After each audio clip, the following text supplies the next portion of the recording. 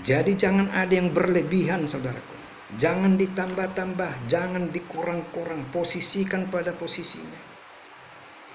Jadi jikalau saudara berkata tadi, masih mungkin seperti di Kana, dan kami hanya menyapa, kami hanya salam Bunda Maria.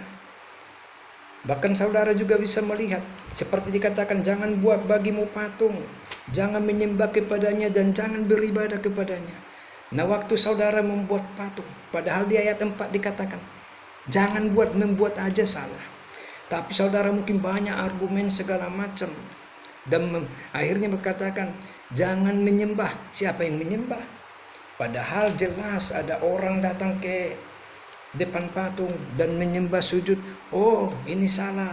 Inilah orang pemahaman-pemahaman yang mencoba-coba menyerang kita. Padahal hanya saudara yang tahu. Saudara posisi di depan patung bagaimana. Tapi kita tidak memperdebatkan itu.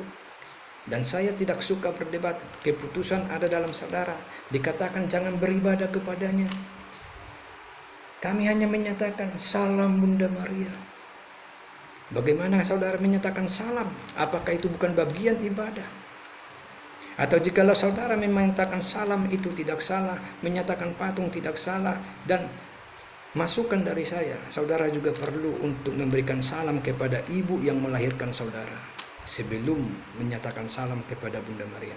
Salam ibu yang melahirkanku, karena engkau aku datang ke dunia ini. Berdoalah kepada Bunda Maria, kalian kan sesama perempuan, lebih tahu hati seorang sesama ibu. Bujuklah Bunda Maria supaya dibujuklah di anaknya Yesus itu supaya didengar doaku. Itu masukan saya. Kalau saudara menyatakan hanya menyalam, jauh-jauh kalian menyalam Bunda Maria, ibu saudara pun enggak saudara salam. Atau contohnya saudara pergi ke kuburan ibu, salam ibu, apa saudara masih menganggap itu tidak salah? Itu urusan saudara. Tapi seperti yang saya katakan, itu tidak akan terjadi seperti kisah di Kana. Karena Bunda Maria sudah meninggal. Dan orang meninggal itu seperti hidupnya seperti malaikat. Jangan sesat. Bukan kawin mengawinkan di surga, tapi hidupnya seperti malaikat. Seperti yang kita baca tadi. Dan yang berikutnya, Bunda Maria tidak perawan sampai mati. Dia punya anak, 4 laki-laki yang tercatat, dan yaitu Yakobus, Yusuf, Simon, dan Yudas, dan beberapa saudaranya perempuan. Itu wajar. Contohnya saya kelahiran 75 juga, kami 7 bersaudara, rata-rata banyak dulu. Sekarang mungkin ada yang KB. Jadi wajar, ini 4 laki-laki dan beberapa perempuan. Jadi saudara jangan berkata, dia perawan, itu bukan Maria, bukan Bunda Maria itu yang dikatakan. Padahal jelas, itu ucapan itu waktu Yesus datang ke kampung halamannya, melakukan mujizat, melakukan pengajaran, hingga orang-orang terkagum dan berkata, dari mana didapatnya kuasa itu? Bukankah dia itu tukang kayu, yang ibunya namanya Maria, dan saudara-saudaranya Yakobus, Yusuf, Simon, dan Yudas, dan saudaranya perempuan ada di antara kita? Itu menggambarkan Yesus. Dan kalau saudara memaksakan, bukan. Nah coba. Tapi kalau saudara telah memaksakan, itu terlalu berlebihan, saudaraku. Jangan. Makanya saya pernah memperkatakan, ada di komentar mencoba, makanya saya sampai memperkatakan, fanatik boleh, tapi jangan berlebihan. Jangan jadi, akhirnya kalau berlebihan jadi munafik. Ini begitu jelas. Jadi ibu Yakobus yang diperkatakan itu, yang dikatakan waktu kebangkitan, itu Maria.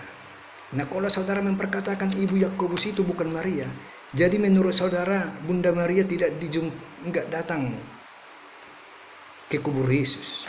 Padahal di Alkitab Matius, Markus, Lukas, Yohanes jelas diperkatakan Maria Magdalena dan Maria lainnya. Di mana Maria lainnya itu yaitu Maria ibunya Yakobus. Jika saudara berkata Yakobus yang dikatakan muridnya, itu murid Tuhan Yesus itu enggak diperkenalkan nama ibunya, yang diperkenalkan bapaknya, Yakobus anak Zebedeus. Itu untuk mengarah murid Tuhan Yesus. Yakobus anak Zebedeus. Gak ada dibilang murid Tuhan Yesus adalah Yakobus anak Zebedeus dan ibunya Maria, gak ada. Yakobus anak Zebedeus. Tapi yang tercatat di Alkitab, Yakobus ibunya Maria, yaitu saudaranya Yesus, dan itu terbukti seperti dalam kebenaran firman Tuhan. Waktu Yesus melakukan pelayanan ke kampung halamannya. Siapa dia ini? Dari mana dapatnya kuasa itu? Bukankah dia ini tukang kayu? Bukankah ibunya Maria? Bukankah saudara-saudaranya Yakobus, Yusuf, Simon, dan Yudas? Dan bukankah saudara perempuannya ada bersama-sama dengan kita? Itulah ibu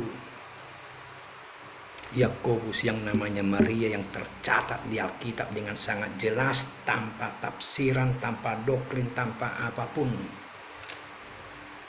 Jadi biarlah kiranya selaput yang menutupi mata rohani saudara karena terlalu ismenya saudara kepada hal yang tidak tercatat, biarlah kiranya saat ini dibukakan sehingga saudara menyadari dan tidak melebih-lebihkan Bunda Maria. Dan hubungan Bunda Maria perihal anak dan Bunda secara manusia itu sudah putus waktu di kayu salib, makanya diperkenalkan. Ibu itu anakmu. Dan diarahkan kepada muridnya, itu ibumu. Karena Yesus juga tahu, bahkan Yesus yang berfirman bahwa sesudah meninggal itu tidak mengawinkan, tidak ada hubungan segala macam. Tapi sesudah meninggal itu hidup seperti malaikat. Jadi jangan ditambah saudaraku, dan jangan dihina seperti yang saya katakan tadi. Bagaimana kalau orang tua saudara jelas-jelas punya anak, terus ada orang berkata, itu ibu itu perawan sampai mati, kudus dia, perawan. Kalau suci kudusnya, ya saya juga mengakui pasti Bunda Maria suci dan kudus. Tapi kalau saudara bilang Bunda Maria perawan sampai mati, itu tidak bersesuaian dengan kebenaran firman Tuhan. Dan karena tidak bersesuaian dengan kebenaran firman Tuhan, saya berani berkata itu sesat.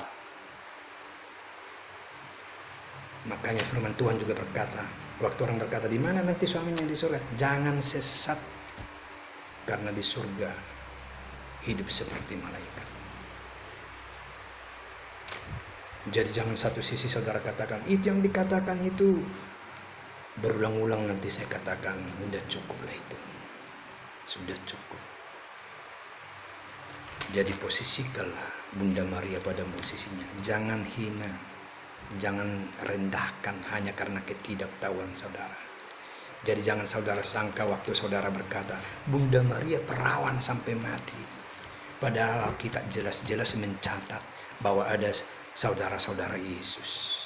Bahkan waktu kebangkitannya di Matius, Markus, Lukas, Yohanes, saudara bisa baca Matius 28, di mana Maria Magdalena dan Maria lainnya, yaitu perihal kebangkitan Yesus. Maria lainnya di Markus 16 ayat 1, Maria Magdalena dan Maria ibu Yakobus, inilah Bunda Maria, serta Salome.